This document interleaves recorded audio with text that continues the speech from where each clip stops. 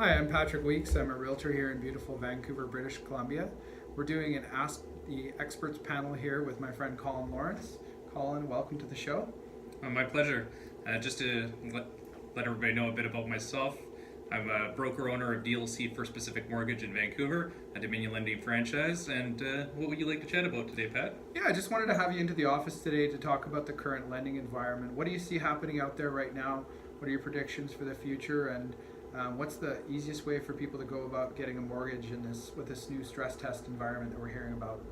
Well, the stress test has been an interesting thing for every borrower. I think the main thing that people have learned is you have to be creative with your lending. You have to be creative with where you go. There's not just one right solution for everybody. You can't just walk into your local bank and get your mortgage like you used to. Nowadays, you need access to multiple lenders.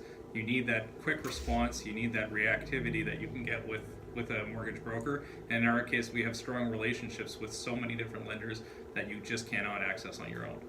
Great, good information. And what about interest rates? I hear that fixed rates are down a little bit. What's happening out there right now? So basically since December, actually it would have been earlier than in December, bond yields have fallen through the floor. And the positive thing for consumers with bond yields, bonds are how a lot of the banks will end up funding a lot of their mortgage business. So by having lower bond yields, you end up being able to have lower mortgage rates, and they've started to pass that on to consumers. And the great thing for consumers is that banks don't have a lot of business right now. The market has been a little bit slower. So they're all fighting hard for everybody's dollars. So they're competing with each other.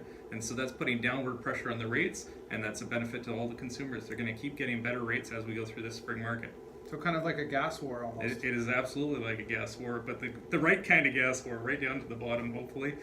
So I think, realistically, it would be potentially possible to be sub 3% again. Wow. On rates, which we haven't seen in quite a while. And going back to last year, they were almost 1% higher, so it's a big win for consumers. So this is a popular question, fixed rate versus variable. I hear the spread between fixed and variable isn't very big right now. What are you finding out there? This is a funny answer to that question, but in reality, I think every consumer has to choose for themselves. Like, you have to be able to sleep at night with your mortgage. Mm-hmm. So if you're a variable person, you track it back 40 years, people who in variable have worked out ahead of everybody else. Mm-hmm. So if you can sleep at night, variable is not a bad decision.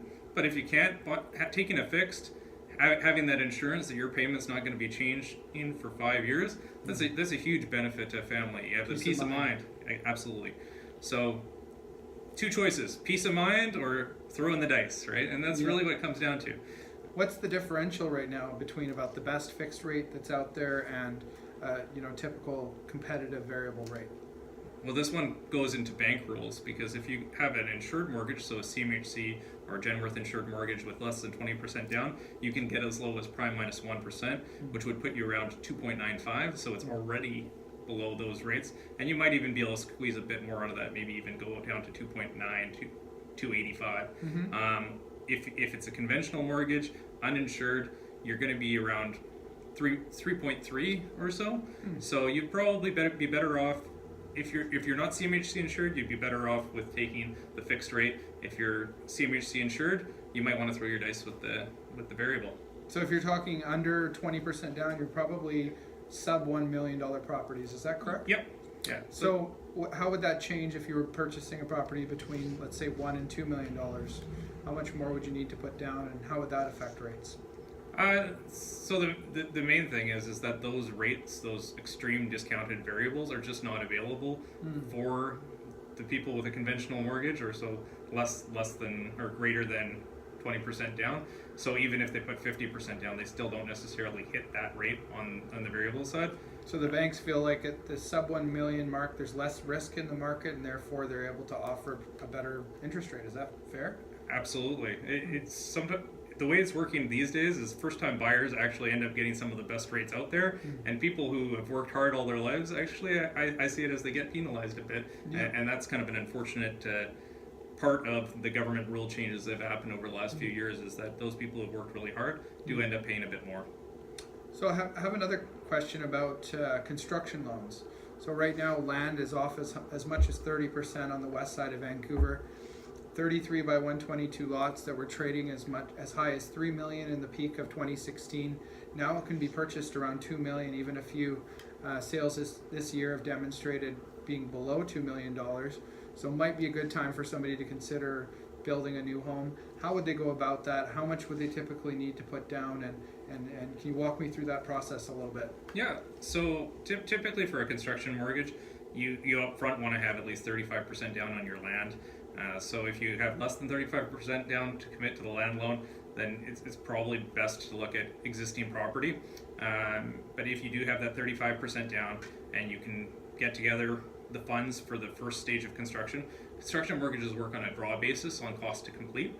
And that term always messes people up and confuses people. So what cost to complete is when you're building a house, you have to put your money in first, and then the bank reimburses you for that money that you put in. So say you're building your foundation costs you $100,000. You put in your $100,000, you build your foundation, you get the bank to have an inspector come by, and they'll reimburse you that $100,000. So you have to have that little bit of money to always be going ahead. Big brother's always looking over your shoulder. Yep.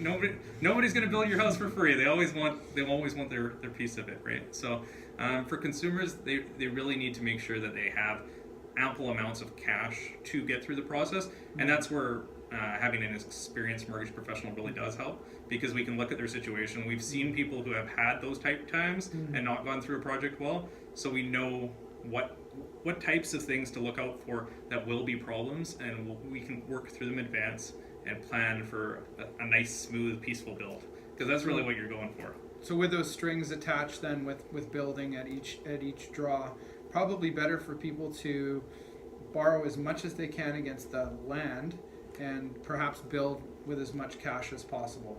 Sounds like that would be the best way to go about it. Absolutely. Like if you have abundant amounts of cash and you have excess equities, like say you have 50% equity in your property, then yeah, you use that money first, or you use your money on the side first. You get it to lock up, you get it to halfway complete, and then it will be smooth sailing for you. And anyone who's right to the wire, don't think that you can't build. It just means having the right professional to guide you through it and make sure you stay out of trouble. So you've built homes before? I have built homes before. Me too. Yeah, it's a fun process. Yeah. Your first one teaches you so much that you want to jump in and do it again. But before you get to the end of it, you're always saying, I'm never going to do this again. Yeah. Like I say, I'm always a guinea pig for my clients, so I can learn from my mistakes and walk them through that process so they don't have to make them themselves. Absolutely. Well, thanks for coming in today, Colin. Pleasure. Pleasure chatting with you. Thank you so much.